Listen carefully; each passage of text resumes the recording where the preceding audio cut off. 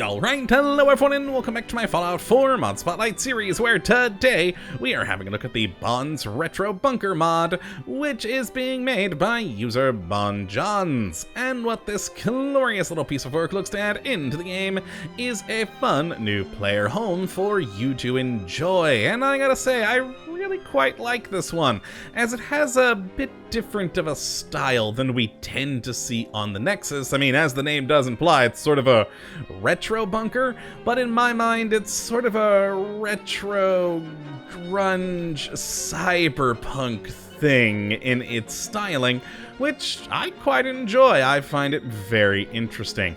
And it's actually quite an early game bunker. You'll get it pretty quickly, as it is right here in Sanctuary. And, yeah, it actually took me a sadly long time to figure out where it was, because I didn't realize that,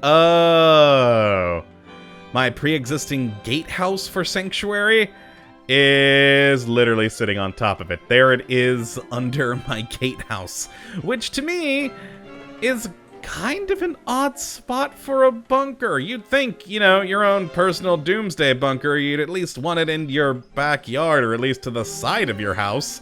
Instead, we have it quite literally at the main entrance to this area, which just seems kind of odd. Here it is, the Bonds Retro Bunker. And like me, a lot of you out there have probably built a gatehouse here. This seems a pretty common feature to a lot of people's games, so you may have to slightly readjust things. But let's head right on into the bunker and take a look at the interior, which is quite wonderful despite its awkward location. I really think that's a strange place to put it. But oh well.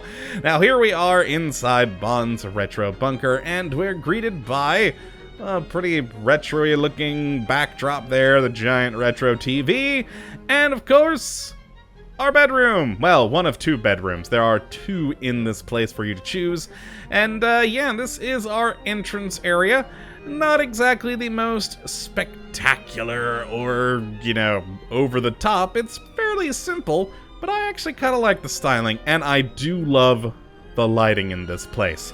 Now, sort of the idea for the lighting, as you can see through the grates there, it's meant to simulate the skyline of a city. That was the intent of the person who built the bunker in the sort of made-up lore for this. And I kind of like that. It looks like it's raining outside on a, you know, well-lit skyline at night. It's pretty cool. I do really enjoy that. Now, as for our entrance area and what all we have here, we do, of course, have a bed for you to sleep in, a desk for you to store stuff in, a journal to actually find out some of the lore reasons for this, the existence of this place, which, you know, is a good, worth it read when you do download this. We do have a chair for sitting, a trash can for, well, storage slash trash, and then for other storage, we do have a foot locker here at the front of the bed. We do have some ammo containers here, which sadly you can't use. They're purely decorative and on their side, but we do have a usable one here, along with a metal box and then a filing cabinet. And yeah, that's really the extent of the storage in this immediate area. Now, we do also have the kitchen area back here, which, as you can see, is quite large and rather empty, but again, that allows you to really decorate this place to make it your own, because, well, it is now your home. You've taken the place over. And we do have a lovely safe right over here, as well as a toolbox for storage. We got ourselves an unusable jukebox, another lovely view of the fake skyline out there, and then, you know, kitchen-y things. We got counters, we got booze up there, and random other assorted stuffs. It's the overall pretty good kitchen. Sadly, no cooking station in here pre-built, but again, you can add that yourself, because workshop, that's always good. Now, besides this, we have two other areas, sort of a work area and a second bedroom. We'll actually head over here first through these doors, and as you can see, we have a plate that oddly just fell from there. I really don't understand that. Every time I've loaded a new game, it does that, and it makes no sense to me. But awkwardly, you can't actually walk straight down this hallway. I am moving forward, and yeah, something with the colliders right here with this. You can't actually walk under this, so you kind of have to go to the side. But there we go. Open it up. And we are in bedroom number 2. Let me turn off my light to see the natural lighting in here, which again, I do really love. We got just a lot of junk sitting around. We do have a, little container here for storage, another desk, some filing cabinets. And yeah, not a huge amount of storage, but, plenty to work with, really. A bed for you to use, and a terminal, which sadly, you can't use. No matter how many times I hit E, well, it does nothing. But all in all, very cool looking second bedroom, and this is really what I'll probably make my own personal bedroom. I'll let this outdoor area, well, I guess entranceway area, be for my guests. This one is mine, despite the odd colliders right there.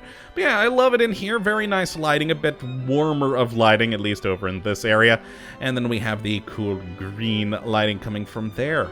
Very cool. Now let's go to the workshop area through this door. Very dark little hallway here. And then through these doors we have, well, where you could put your power armor stations, your various crafting stations. Now, we do have an armor workbench for your use, and again, one of the cool sort of skyline simulated lighting bits there, which does make some awesome shadows. I really, really do like that. But flashlight on so you can see things.